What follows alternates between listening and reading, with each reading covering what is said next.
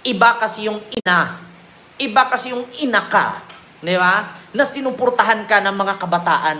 Nakikita kasi ng mga, more on ng mga supporter ni Lenny, kabataan. Yun ang totoo. Lahat ng kabataan, estudyante, buong Pilipinas, suporta kay Lenny.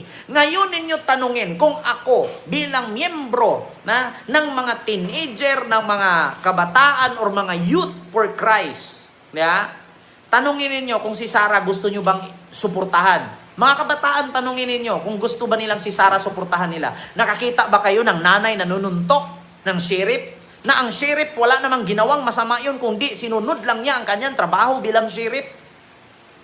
Tapos susuntukin mo? Hindi magiging magandang impluwensya yun. Hindi magandang magiging modelo ang nanay na nununtok. Yun ang totoo. Try nyo ngayon.